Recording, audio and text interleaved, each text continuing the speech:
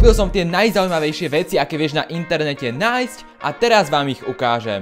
No a začíname hneď niečím cenným, keďže tu máme zlatú tehličku, ktorá je v realite naozaj veľmi vzácna, no táto ma stala okolo 5 eur. Neviem teda porovnať, či má naozaj takú veľkosť ako tá reálna. Počkať, zabudol som. No musím povedať, že na fejkovú tehličku sa naozaj pekne leskne, teda nie je to nejaký úplne že lacný efekt a taktiež ten text vyzerá dosť v pohode. Až na to, že tá jej váha není ako v skutočnosti. Trošku ma však prekvapilo, pretože som čakal, že to bude pokladnička, keďže väčšinou takéto zlaté tehličky sú pokladničky. Každopádne myslím si, že niečo by sa s tou tehličkou ešte dalo vymyslieť.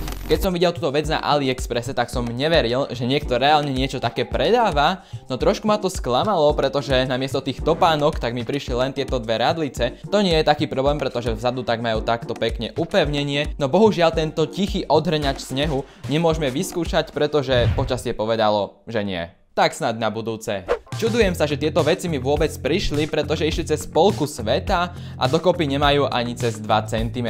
Hovorím teda o najmenších maketách iPhoneov a krabíc, ako môžeš teda vidieť, tak mám tu krabicu od iPhone 10, ktorá v mojej ruke vyzerá naozaj veľmi smiešne, avšak dokonca takto má na boku aj ten nápis a vzadu všetken text, ktorý má originálna krabica. Vyzerá to tak, ako keby sa to aj dalo otvoriť, no radšej to nebudem pokúšať, pretože to asi roztrhnem. Pre porovnanie, toto je tá malá napodobenina a toto je reálna krabica. Každopádne okrem toho, tak tam bola vlastne aj krabica na, myslím, že to je iPhone 14, ak sa nemýlim. Celé takto je vlastne urobené z papiera, čo sa čudujem, že sa to absolútne nespúčilo a zachovalo si to svoj tvar. Hlavne keď to prišlo v takomto sáčku. Každopádne okrem týchto dvoch krabíc, tak tam boli aj dve najmenšie makety iPhoneov. Prekvapivo výber bol naozaj obrovský a tieto makety tak už nie sú vlastne urobené z papiera, ale sú urobené z plastu, čiže sú naozaj dosť pevné. No aj keď sú úplne miniatúrne, tak je tam naozaj veľmi dobrý detail a dokonca aj vzadu je Apple logo a taktiež aj kamery. Ak teda otvorím tú reálnu desiatku, tak opäť tu je maketa a tu je reálny telefón. Taktiež aj zozadu sa to naozaj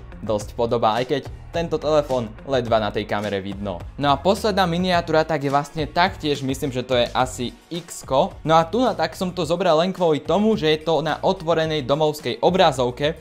No a je tam naozaj že neskutočný počet detailov, pretože sú tam všetky potrebné aplikácie a ich ikonky.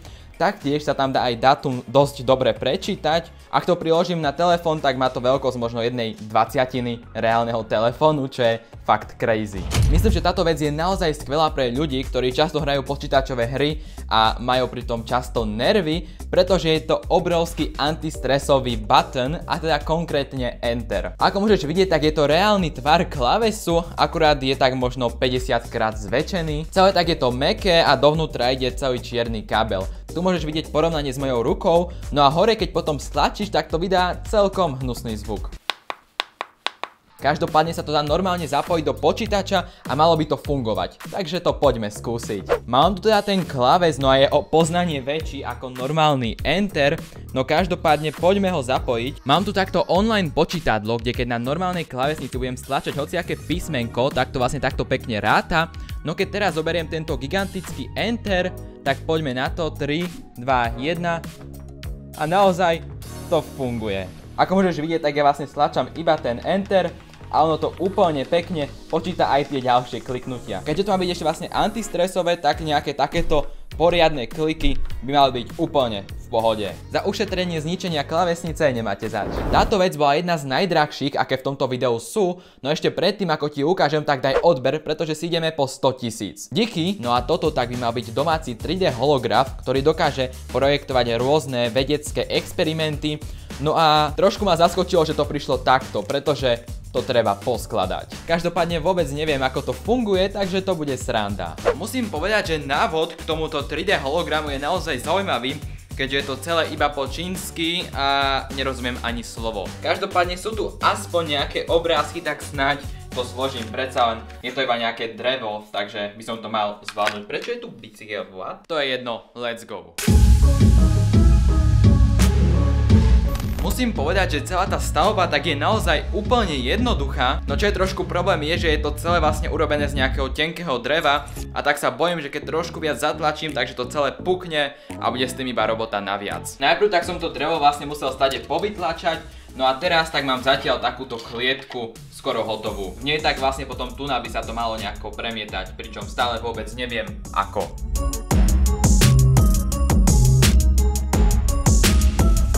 Vyzerá to tak, že je to konečne postavené. Nakoniec tak mi ani nevadilo, že vôbec nič nerozumiem, pretože to bola naozaj veľmi jednoduchá stavba.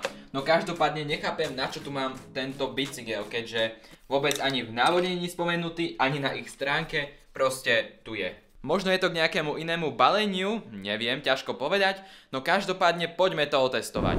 Teória tak je teraz taká, že tu na hore by som mal položiť môj mobil s displejom, no a to, čo bude na tom displeji zapnuté, by sa pomocou tohto priesvitného plastu malo premietať do tohto priestoru, no a pred tým čiernym by sa to potom malo zobrazovať, aby som to ľahšie videl. Potom tak vlastne sa to dá aj takto otvoriť, čo by malo umožniť ako keby premietanie do priestoru, kde by som potom teoreticky cez to vedel prejsť rukou. Tak snáď to bude fungovať. Zhasol som teda svetla a našiel na YouTube nejaký neónový disk. Akože niečo tam vidno je, avšak to sklo, ktoré mi dali plastové, tak je dosť špinavé. Skúsil som ho aj umyť, no a proste nevyzerá to úplne tak ostro, ako to vyzeralo na tých skutočných obrázkoch. Teraz tak som tam zapol nejaký vesmír, no nie je to úplne najostrejšie, ale musím povedať, že to naozaj funguje. No a teraz, keď som tie dvierka vzadu otvoril, tak tu reálne cez to môžem dať takto ruku a vidíš, že sa dotýkam toho skla, ktoré hýbe vlastne celým tým obrazom. Možno keby som našiel nejaké perfektné video, ktoré má čierne pozadie a sú tam nejaké jasné farby, tak by to mohlo naozaj pôsobiť ako nejaký hologram. Teraz tak to vyzeralo ako iba nejaké premietanie. Podarilo sa mi nájsť ešte jedno lepšie video, najlepšie boli tie, ktoré mali za sebou iba čisto čierne pozadie. No ako môžeš vidieť, tak aj ten efekt, že to osvetlí to celé okolie toho boxu, tomu dodáva naozaj taký ten pocit, že to tam naozaj v tom boxe je. Avšak veľmi záleží na type videa. Tu na tak môžeš vidieť, ako to funguje, keď tam je tá čierna podložka. No a keď ju dám vlastne preč, tak môžeš vidieť, že to mierne zmizne, no stále to vôbec nie je zlé. No a musím povedať, že pre tých, ktorí nevedia, ako to funguje, tak to môže byť naozaj zaujímavé. Táto vec tak bola úplne najdrahšia a je to niečo naozaj špeciálne. Ako môžeš vidieť, tak mi to prišlo ešte v takto zabalenom mäkkom boxíku, pretože sa jedná o veľmi špeciálnu látku, ktorá bola vyvinutá NASA a NASA ju momentálne ešte stále používa. Jednoducho povedané, tak je tu vlastne látka, ktorej častice reagujú na magnetické pole, teda na magnety, a vďaka tomu vytvárajú zaujímavé tvary. No poďme sa na to pozrieť. Dúfam teda, že to není rozbité, pretože to by bol naozaj problém. Máme tu teda takto ampulku, tak môžeme vidieť, že tam je voda, no a taktiež takto sú k tomu magnety. No a teraz tak tá látka drží takto na kraji aj napriek tomu, že tam je tá voda. No keď ja vlastne tie magnety teraz zoberiem, tak tá látka sa úplne rozsype.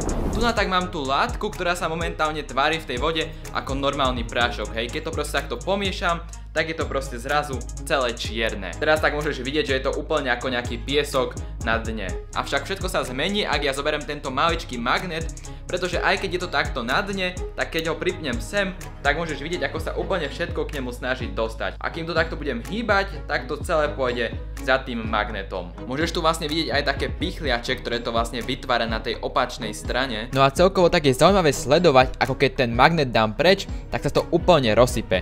No a keď ho dám zase naspäť na úplne inej strane, tak sa to pozbiera k nemu úplne všetko do posledného zrnka. No a to už bude k tomuto videu úplne všetko. Čus!